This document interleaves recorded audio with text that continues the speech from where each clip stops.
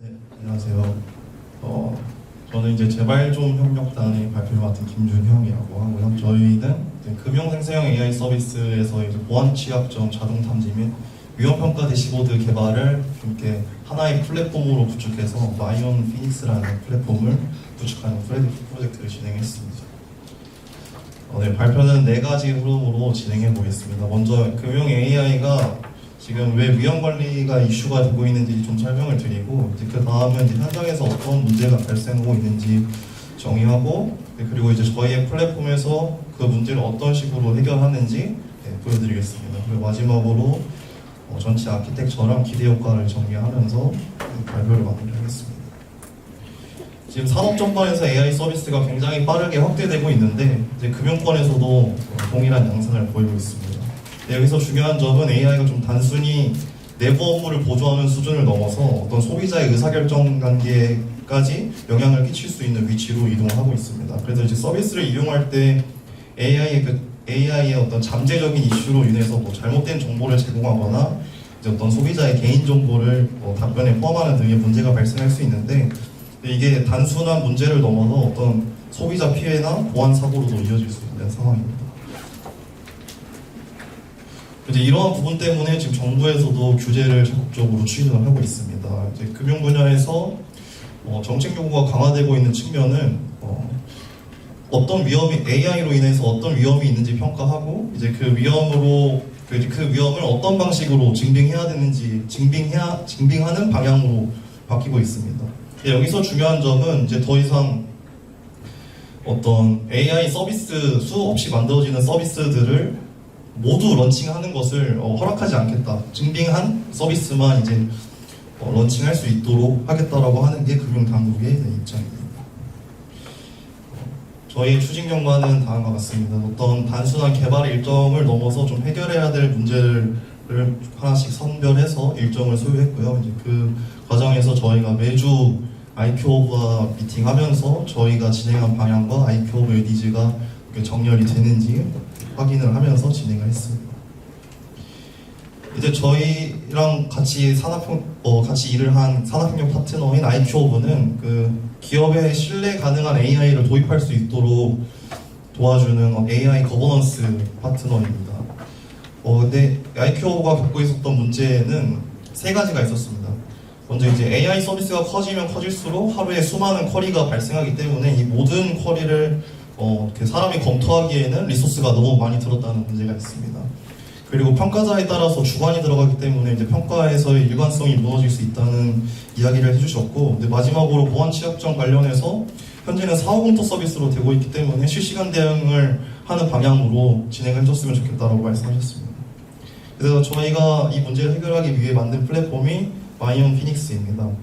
핵심은 이제 AI가 답변을 생성하는 순간부터 이제 트레이싱은 원인을 보이게 만들고, 이제 이밸류에이션은 이제 위험을 선별하고, 마지막 모니터링에서는 이제 그 결과를 운영과 규제 대응으로 연결하는 방식으로 진행했습니다. 금융 챗봇의 상황으로 말씀을 드리겠습니다. 어떤 질문이 들어온 순간부터 에이전트의 실행 흐름이 기록됩니다. 그래서 에이전트의 입력과 출력 사이에 어떤 단계가 있는지 이제 트레이싱 단계에서 추적을 하게 되고, 그 다음 그 트레이싱에서 얻은 정보를 바탕으로 백그라운드에서 평가가 자동으로 실행됩니다. 그래서 이 답변을 저희가 구축한 여러 가지 지표의 관점에서 평가하여서 스코어를 얻게 되고, 이제 그 과정에서 위험이 발견이 되면 대시보드에서 바로 확인할 수 있고 운영자가 적절한 조치를 취할 수 있도록 구현했습니다. 먼저 저희가 구현한 첫 번째 핵심 기능은 트레이싱입니다. 이제 생성형 AI 서비스가 겉으로는 하나의 서비스로 보이지만 내부에서 여러 단계가 연속적으로 실행되기 때문에 문제가 생겼을 때 최종 답변만 보면 어떤 단계에서 문제가 발생했는지 알기 어려웠습니다. 그래서 저희는 실행 단위를 스팬으로 수집을 했습니다. 그래서 사용자 요청부터 내부 세부적인 단계까지 하나의 트리로 묶어서 볼 수 있게 하였습니다. 그리고 트레이싱 과정에서 얻어진 데이터가 이제 이밸류에이션에 사용이 됩니다. 그래서 추출된 정보를 바탕으로 일관된 기준의 자동 평가를 수행하게 됩니다. 이 평가에서는 어떤 규칙 기반의 평가를 진행하거나 LLM을 이용하여서 실제 응답에서의 문맥을 이용하여서 보안 이슈가 있었는지 문맥적 평가도 같이 진행하게 됩니다. 근데 이 평가의 목적이 이렇게 사람을 온전히 대체하는 것이 아니라 어떤 대량의 응답 중에서 위험 신호가 있는 항목을 먼저 선별하고 이제 사람이 검토해야 될 대상을 줄이는 것에 있다고 볼 수 있습니다. 그러면 이제 운영자는 위험도가 높은 응답과 어떤 실패한 평가 지표에 집중할 수 있도록 저희가 타깃했습니다.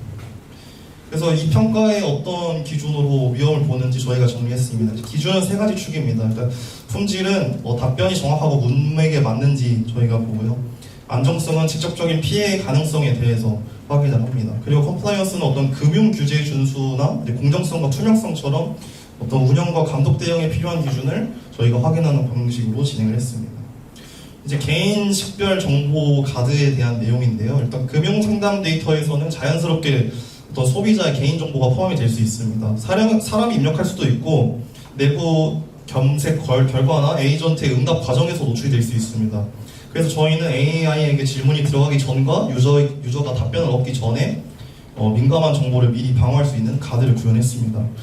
그래서 탐지된 정보는 정책에 따라서 마스킹되거나 허용되거나 차단되는 방식으로 저희가 처리했습니다. 그래서 이 가드의 핵심은 금융 AI의 입력부터 출력까지 저희가 개인정보 흐름을 통제할 수 있다는 것이 있습니다. 이 슬라이드는 실제 PII 가드의 예시를 보여줍니다. 왼쪽 원본에는 여러 가지 개인정보 유형이 들어있는데 오른쪽 결과를 보면 민감한 값들이 마스킹되어서 안전한 출력으로 바뀌어 있는 것을 볼 수 있습니다. 그리고 다음은 전문가 리뷰와 자동 고도화에 대한 기능입니다. 지금까지 진행했던 자동 평가만으로는 어떤 금융에 관련된 리스크를 완전히 판단하기 어렵습니다. 그래서 자동 평가는 이제 위험 신호를 1차적으로 선별을 하고 그리고 위험도가 높거나 판단이 애매한 항목은 전문가가 직접 검토하도록 구현을 하였습니다. 그래서 사람이 남긴 판단은 다시 평가 기준을 개선하는 어떤 피드백 루프로 사용이 되고 이 과정에서 저희가 그 혼동 행렬 문제를 해결할 수 있도록 하였습니다. 그래서 이 구조가 이제 저희는 자동화를 맹신하는 방식이 아니라 자동화와 어떤 전문가의 검토를 결합해서 어떤 정확도와 규제 대응력을 높이는 방식이라고 소개드리고 싶습니다. 다음은 대시보드입니다. 그래서 이렇게 트레이싱과 이밸류에이션에서 얻어진 결과를 한 화면에서 확인할 수 있도록 구현하였습니다. 그래서 해당 문제에 대해서 어떠한 메타 정보가 있었는지 바로 조회할 수 있습니다. 근데 저희는 단순히 어떤 통계 화면을 넘어서 어떤 그 위험 발견에서 조치까지 이루어질 수 있는 운영 화면이 될 수 있도록 구현을 해보았습니다. 그리고 이렇게 이전 절차를 통해서 얻어진 대시보드로 보여주는 것뿐만 아니라 저희는 이제 AI를 활용해서 이제 금융 AI 위험 평가 보고서를 서비스로 구현해봤습니다. 그래서 이 AI 리스크먼트 프레임워크라는 기준을 만족하기 위해서 어떠한 근거로 등급을 산정했고 어떤 개선 권고를 냈는지를 포함합니다. 그래서 이 보고서 화면은 평가 결과를 종합해서 진단 결과를 PDF 형태로 제공하는 구조를 보여주고 있습니다. 특히 이제 AI 개선 권고 피드백 같은 경우는 단순한 점수 제시에서 끝나지 않고 주요 리스크 요인이 무엇인지 그리고 개선 우선순위가 무엇인지 운영자가 바로 참고할 수 있도록 정리하였습니다. 저희 시스템 아키텍처는 이렇게 세 가지 기술 스택을 세 가지 레이어로 구성을 했고요. 저희 보시는 게 사용된 기술 스택들입니다.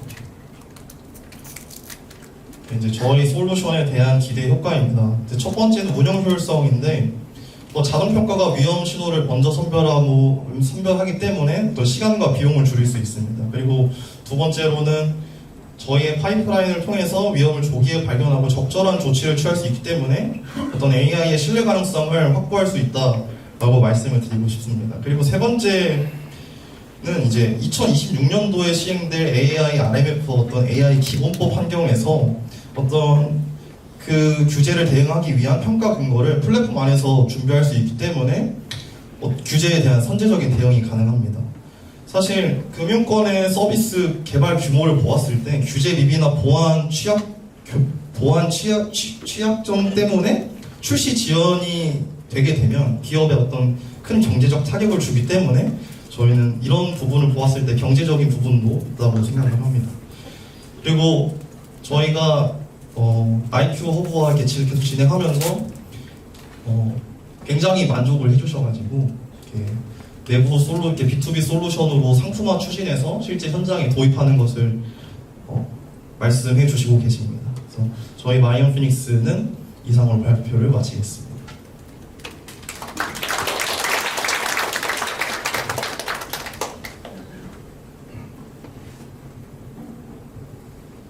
일단 모든 서비스가 그 시작이 중요한데 그 위험 지구라는 것에 대한 인자나 그런 사례라든지 이런 것들은 어떻게 만들어지고 학습이 되고 또 이거의 전문가의 검증이나 이런 것들이 과정을 거쳤는지가 일단 궁금하고요.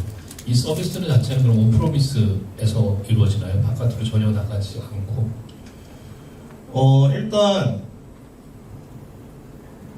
플랫폼의 소개를 먼저 드리면 금융권에서 개발한 AI를 이 플랫폼에 커넥터로 연결해서 저희가 얼마나 위험한지를 평가를 해주는데 저희가 로컬 AI도 평가할 수 있도록 저희가 그 웹소켓 기반으로 커넥터를 구현을 했기 때문에 로컬 AI도 평가가 가능하고요.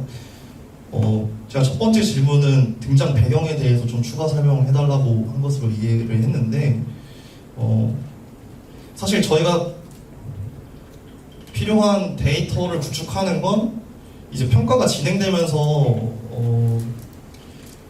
저희가 제일 중요하게 봤던 건 LLM을 이용할 때 전문가가 LLM은 이것이 금융 규제를 위반하지 않았다라고 평가했지만 실제로 이제 전문가가 봤을 땐 위반한 경우입니다. 이런 경우를 저희가 이 데이터를 누적을 해서 또 다른 서브 데이터로 추출을 해서 이 부분까지 만족할 수 있는 평가 프로토콜을 만들 수 있는 고도화 기술을 개발을 했고요. 그게 아까 말씀드린 전문가 리뷰와 자동 고도화 솔루션입니다.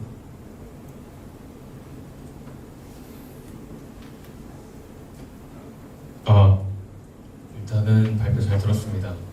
여기서 지금 요 보이시는 화면 중에 AI 신뢰성 확보라고 이제 표현해 주신 부분이 있는데 일관된 평가 기준이라고 해서 LLM을 사용한다라고 하는 것 자체가 사실 모순적일 수 있거든요.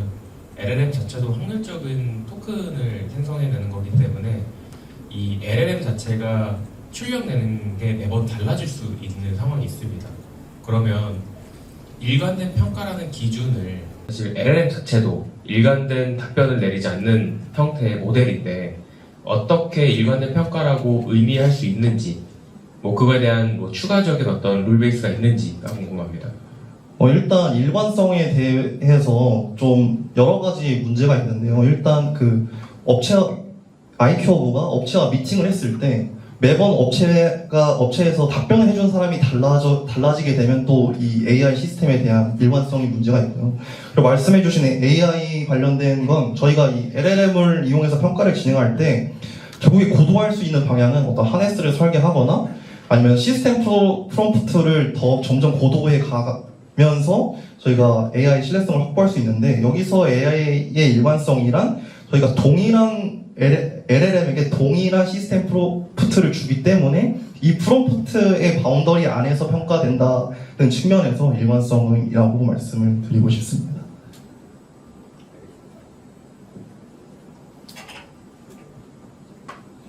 네, 그러면 이거 규제는 계속 바뀌고 이제 환경이 계속 바뀔 것 같긴 한데 그러면 매번 규제가 바뀔 때 이 지금 시스템이 돌아갈 수 있게끔 프롬프트를 재구성한다든가 이런 업데이트가 필요할 것 같은데요.